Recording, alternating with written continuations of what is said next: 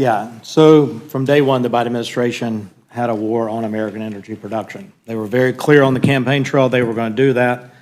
They ended production on federal land, offshore federal areas in the OCS. They continue to use the Department of Energy and regulations to push green initiatives at the detriment to oil and gas producers, refiners, through regulatory environment. What we're trying to do is increase production in this country, increase delivery in this country through pipeline permitting reform and a build out of an infrastructure that's needed vastly.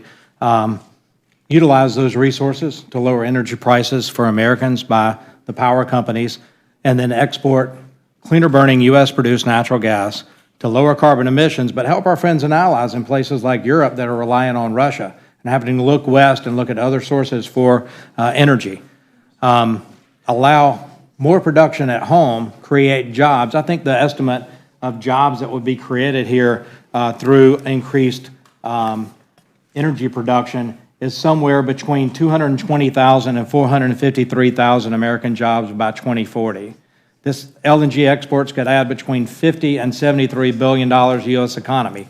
Produce it here, keep the money here, keep the jobs here, and help lower global carbon emissions by allowing folks like Vietnam or China or anywhere else that wants to buy natural gas on a global market to lower their carbon emissions.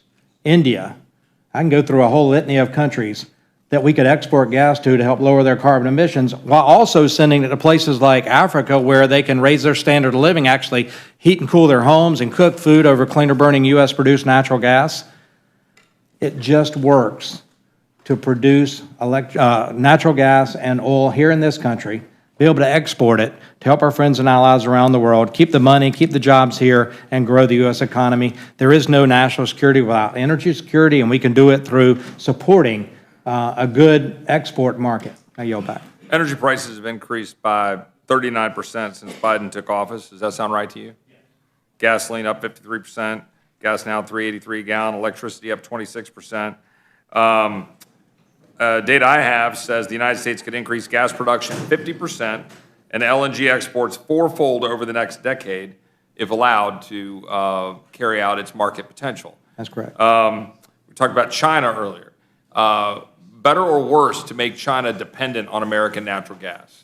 I mean, putting aside whatever you want to say about it, which would be better for our national security and for the world to make? Would it be better or worse if China were to be dependent on the United States American natural gas, particularly considering that China has 1,100 or so, give or take, coal-fired plants that are producing, I don't know, 2 a week, and we have about 250 or so and are producing none. Dear friends, this is not good. Democrats in the Senate are now criticizing the House GOP's newly proposed spending bill. With less than 2 weeks to reach an agreement, many are being urged to prepare right now. President Biden is calling for the expansion of new tax credits. My dear friends, please make sure that you watch until the end of this video to hear about all of the details.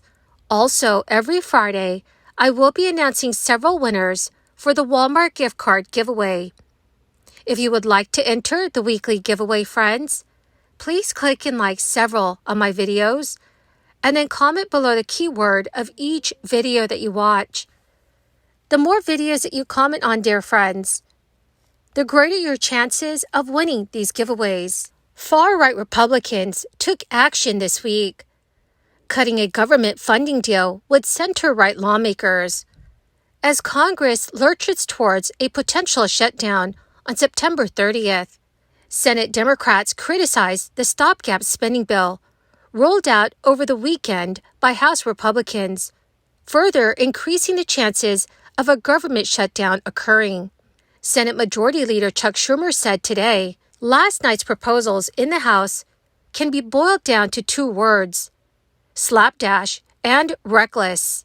Slapdash because it is not a serious proposal for avoiding a shutdown, and reckless because if passed, it would cause immense harm to so many priorities that help the American people.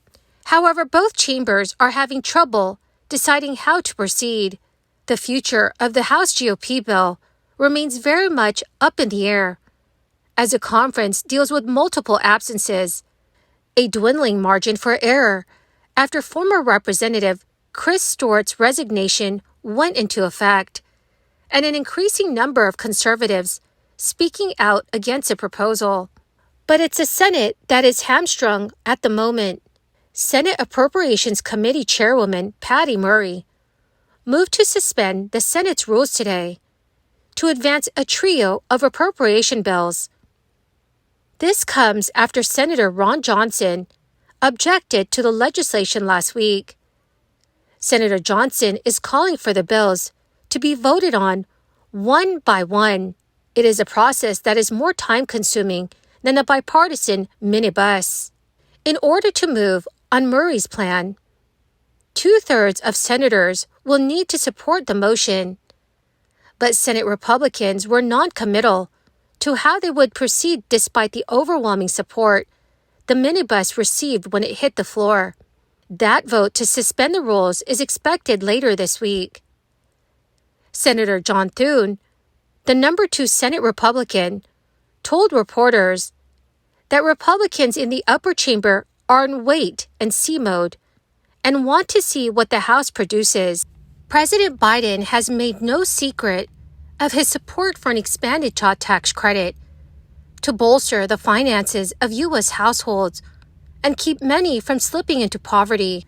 Now that a new Census Bureau study has revealed an increase in the poverty rate last year, Biden has once again brought the issue to the forefront.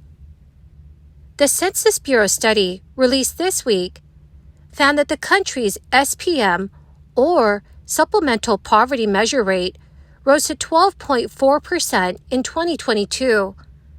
That is an increase of 4.6 percentage points from the previous year. That marked the first such spike since the year 2010. The most glaring stat from the study was that the SPM child poverty rate more than doubled to 12.4% in 2022, from 5.2% in 2021. The SPM differs from the official poverty rate, which saw little change last year, because it accounts for several government programs that are not included in official poverty calculations. The supplemental poverty measure also accounts for geographic variations in housing costs, as well as federal taxes, state taxes, work expenses, and medical expenses.